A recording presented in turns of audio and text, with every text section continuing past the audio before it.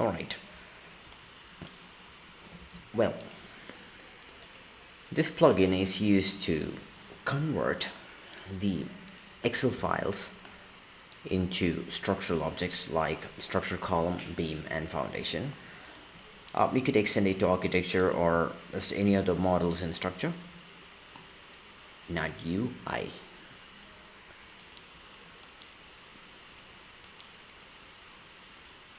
Alright, so let's try to test it. So first I would like to open a footing. First what we need to do here is type the name of footing. Okay, type the size of footing. The size is measured in the current Revit units, so I would like to turn it right into centimeter. Okay, so alright, so first let's test the footing and save it. I'm gonna come here and go to isolated footing, browse that file, and I think it's here. And now if I click on import, that had made two foundations. Let's try and check it.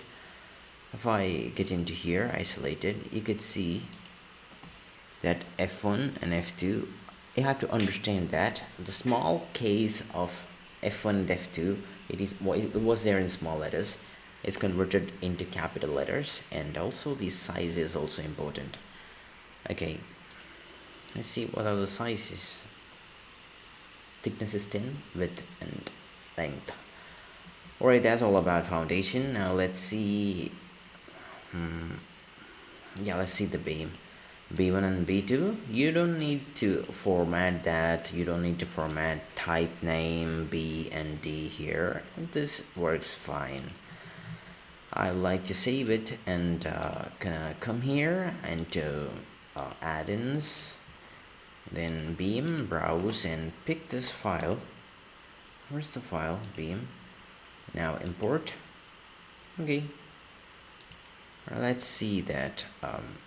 Come here and you could see that B1 and B2 are here.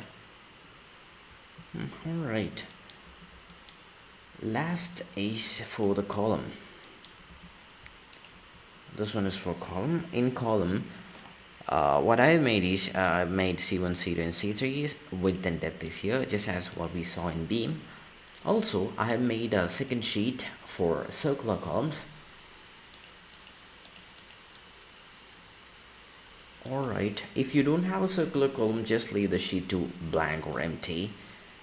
Now let's come here and column, browse, and I like to pick it.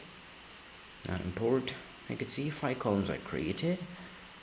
Let's come in to here and you could see that C1, C2, and C3 here are circular columns.